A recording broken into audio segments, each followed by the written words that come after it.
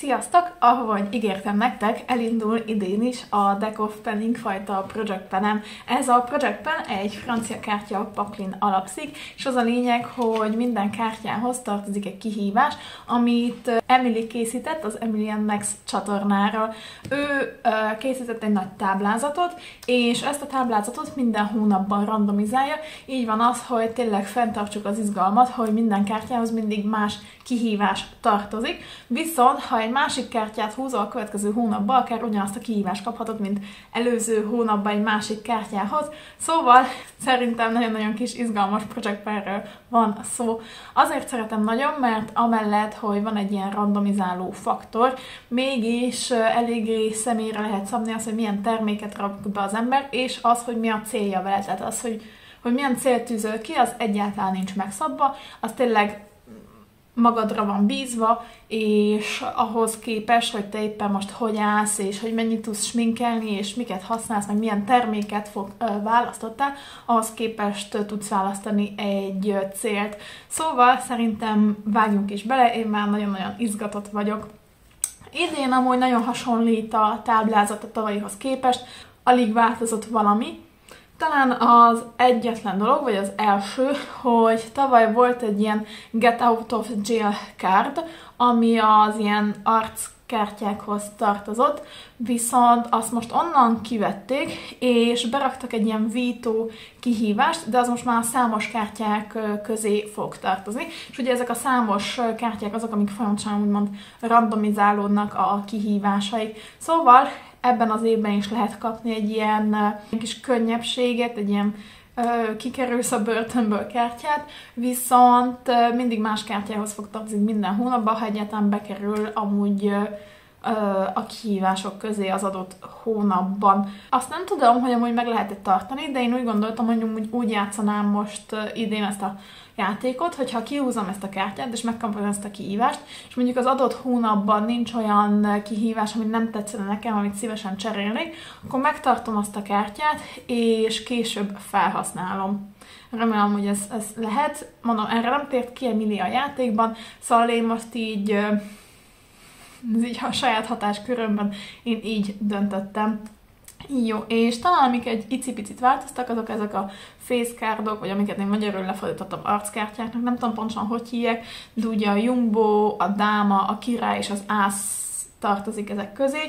Ezek ugye fix kihívásokkal rendelkeznek, és itt ugye az ász, a piros ász, az a pick up 2, azaz húz két kártyát, tehát ha kihúzod ezt az ászt, akkor további két kártyát kell húznod, és azoknak a kihívásait kell teljesítened, szóval ilyenkor több kihíváson fogsz dolgozni, mint alapjáraton, vagy az 5, ami az alap, igen. A másik a baby goal, az egy tök menő, tehát az, hogy egy nagyon könnyű cél, ami így nem igényel sok munkát, és el tudod érni könnyedén. Utána az indie, az a Independent Own Business talán. A lényeg az, hogy az azt jelenti, hogy egy olyan márka, aminek egy ember a vezetője, és tényleg nem egy ilyen multi cég, hanem az, hogy így egy ember a főnök benne. Általában ez azt jelenti, hogy kisebb márkák tartoznak ezek közé. Viszont amúgy azon gondolkoztam, hogy talán amúgy szerintem még a Natasha Denona is ide tartozik, amúgy ezt utána kéne, hogy nézzem. Szóval esetleg, ha nektek nincs ilyen speckó indie sminketek, akkor érdemes lehet utána nézni a Natasha Denonához, szerintem még ők is indinek számítanak, mert hogy azt hiszem csak a Natasha Denona a főnök benne. Érdemes megnézni a Juvia's Place-t, talán ők is, és én még a Huda Beauty-n gondolkoznék. Én azt hiszem, hogy most már ő is ugye kivásárolta, és most már csak ő meg a férje képviselik az adott márkát. Szóval, hogy ne pánikoljatok be. Én el tudom képzelni azt, hogy simán ezek a nagyobb márkák is amúgy még indinek számítanak, azaz, hogy függetlenek, és tényleg ők maguk birtokolják ezt a sminkmárkát. Viszont, hogyha mégse találnátok ilyet, akkor vannak olyan alternatívák, hogy azzal a kihívással, hogy független, ezzel keresél valamit. Például egy független termék, ami most így elég rosszul hangzik, de egy olyan termék, vagy termékkategória, ami így full egyedülálló, és nincs más ehhez hasonló termék a kollekciódban, vagy nem tudom, bármi, ami így független, hogy ezt a terméket csak egyedül használod ilyenkor, nem tudom, szóval tényleg valamit, amit a független szóval, az independent-tel találjatok ki, szerintem így egész jól megoldható. És ezzel párban viszont a mainstream van, tehát tényleg ezek a nagy cégek, ilyen például a Catrice, az Essence, a L'Oreal, a NYX, szóval szerintem ezek így sokkal könnyebben, vagy tényleg ezek a márkák, amikről elég sokat szoktunk beszélni, és mindenki számára ismertek. Utána a Dámánál maradtak a Pick Your Space, ez ugyanúgy maradt, mint tavaly, ami azt jelenti, hogy attól függően milyen dámát húzol, például mondjuk egy dámakört, igen, itt van, dámakört, akkor neked amúgy a köroszlopból kell választanod egy kihívást.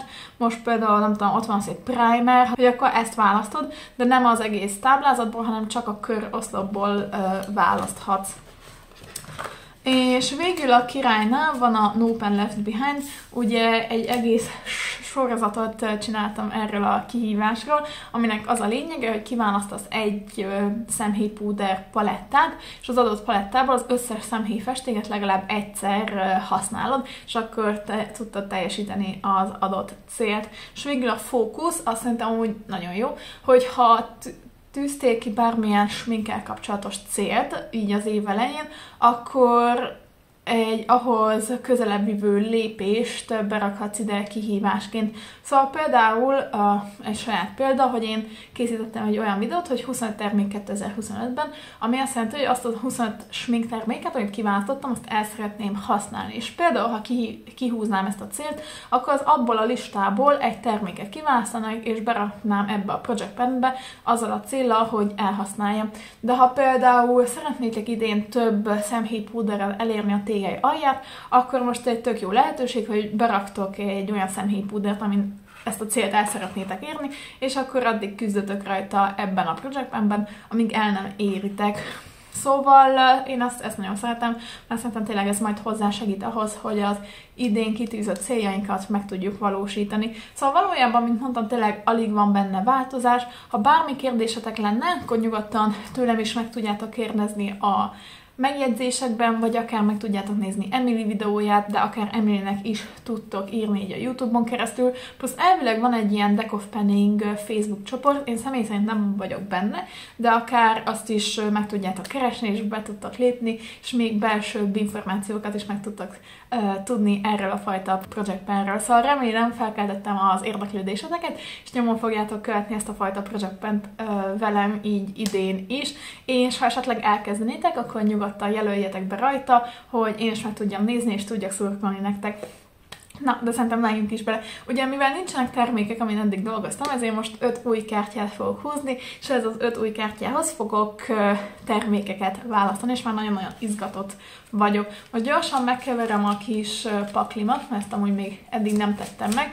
Az egyetlen dolog, amire ügyeltem, hogy hivatalosan ez a játék egy Jokerrel működik, szóval most nem felejtettem el kivenni, mert azért mégsem mindegy, hogy hányszor húzzuk ki az év folyamán. Ezt azért mondom így, mert én tavaly 3-szor kihúztam, és szerintem abban 2 alkalommal azért, hogy benne hagytam véletlenül mind a 2 Jokert. Na mindegy. Ugye a Joker az a fajta kihívás, hogy are you joking, tehát egy ilyen nehezebb célt kell kitűznötök, vagy egy olyan terméken kell dolgoznatok, amit nem feltétlenül akartatok, és nem kell egy olyan terméket elhasználni, amit utáltok, meg amit alapból kiválogatnátok, nem, szóval nem azért van ez a játék, hogy így szívózzatok vele, és hogy tényleg ne élvezzétek. Nem, de például, ha van nekem elmondom a saját példámat tavalyra, hogy nekem volt a Tarte Shape Tape korrektorom, ami ugye egy ilyen high-end, drágább korrektornak számít, és még nem voltam felkészülve rá arra, hogy elhasználjam, viszont amikor kihúztam a Jokert, végül ezt a korrektort tettem be, és egész évben dolgoztam rajta, hogy elhasználjam. Szóval ilyesmikre kell gondolni. Jó, na jó, most már szerintem elég jól megkevertem. És akkor húzhatjuk is. Az első kártya az a 6-os Pick, és a 6-os Pick az a Cream or Liquid. Ahogy ez jó. Jó, oké, szóval egy krém vagy egy folyékony terméket kell behelyezni. A következő az a 4-es Caro Ditrond. A Ditrond az azt jelenti, hogy letaszított, tehát, hogy egy olyan terméket, amit régen imádtatok, és a kedvenceteknek gondoltatok, és tényleg az a tényleg nagyon-nagyon szerettétek, mindenkinek ajánlottátok, de hogy azóta ez valamiért lekerült, már egy másik termék így kiütötte a helyére, és azóta azt a terméket sokkal jobban szeretitek. Szóval azt a terméket kell megkeresnem, amit régen nagyon szerettem, de most már annyira nem, vagy találtam jobbat helyette. Hú, erre kíváncsi vagyok, mert most hirtelenjében nem jut eszembe semmi. Jó, a következő a Caro Jumbo, ami, na itt be is jött az Indi, tehát egy ilyen független márkától kell egy terméket kiválasztanom, és végül az utolsó pedig a 2-es Caro, ami a Glittery. Hú, erre jut eszembe, hogy egy másik projektemben van glitterem, és azt még el se kezdtem használni. Jó. Na jó. Ja, és még egy, bocsi, ez még csak a 4. volt. És az utolsó a 7-es Pick, ami... Ó, a Mokka Mousse. Ha esetleg láttátok az Év Panton színét, akkor tudjátok, hogy ez a Mokka Mousse, amúgy szerintem egy gyönyörű kis barnás árnyatról van szó, szóval egy ahhoz hasonló színű terméket kell kiválasztanom. Ó, na, tök jó. Hát akkor most kiválasztom a termékeket, és mindjárt visszatérek. Na, és vissza is tértem, szerencsére nem volt olyan nehéz kiválasztani a termékeket. Kezdjük az elsővel, ami azt hiszem a 6-os Pick volt, és a 6-os Pick az a Cream or Liquid. És végül én egy krémes állagú terméket választottam, mégpedig a Milk Makeup-tól ezt a Scrubbed Sticket, ami nekem a Toasted árnyatban van meg. Ez ugye egy contour stick, aminek amúgy a formulájának a színét nagyon szeretem, de ez a csomagolás kivitelezés elég rossz, mert nagyon gyorsan tönkrement az ilyen mechanikája, amivel ugye fel tudom vagy ki tudom tekerni a terméket, szóval most már elég nehéz hozzájutni a termékhez, és ma pont ma eszembe jutott ez a termék, és realizáltam, hogy amúgy az illata kicsit megváltozott, és realizáltam, hogy most ezt eléggé el kell kezdenem használni. Szóval az lesz a célom ezzel a termékkel, hogy amúgy 30 alkalommal használjam. A következő az a 4-es Caro volt, ami a Ditrond, és én végül itt az alapozóhoz jutottam, bár új kedvenc alapozom még nincsen, és nincs olyan, amit tényleg teljes szívből tudnék ajánlani. Mégis van egy, amit régen nagyon szerettem, és most már annyira nem. Ez a Catrice-nek az HD Liquid Coverage alapozója. Valamiért most már rajtam így nehezebbnek tűnik ez az alapozó. Nem, nincs nehéz érzete, de nagyon alapozós a hatása. Nem tudom, lehet, hogy valamit rosszul csinálok, de régen én ezt nem realizáltam. Plusz nem érzem azt, hogy tényleg annyira szebbé tenni a bőröm, tehát hogy a tágult pórus hajam még mindig ugyanúgy nézek ki, bár ha jól emlékszem, ezt régen is azt mondtam, hogy ugyanúgy néz ki, ahogy a bőröd kinéz, és szerintem ez még most is igaz, viszont ami miatt tényleg nem lett a kedvencem, hogy a legvilágosabb árnyat is sötét rajta, a másik pedig az, hogy nem annyira tartós rajta, tehát ha önmagában használom, akkor azt veszem észre, hogy elég gyorsan lekopik, és rajtam nem marad fent olyan sokáig, pedig amúgy nagyon sok embertől azt hallom, hogy ez egyik legtartósabb ilyen drogériás alapozója. Sajnos nálam nem jött be, és nem igaz, szóval akármennyire is az második tubusom, nem hiszem, hogy újra fogom venni, mert most nem akkora kedvenc, mint régen volt. Jó, akkor nem is tudom, talán a Jumbo Caro volt a következő, mégpedig az Indi. Én ide a monoszemhéj púdereimet választottam, mégpedig a Mika Beauty Shop-tól. Itt egy francia nő készíti ezeket a sminkeket, vagy ezeket a szemhéj púdereket. Majd jól nem most már megtudni, hogy hívják, ezt így nagyon kellemesen, de nem tudom. A lényeg az, hogy én most már 2 éve ismerem ezt a márkát, és nagyon szerettem, és most a Black Friday alkalmával rendeltem 6 darab monoszemhéj púdert, amivel még nem volt időm játszadozni, hogy úgy mondjam, és felfedezni őket.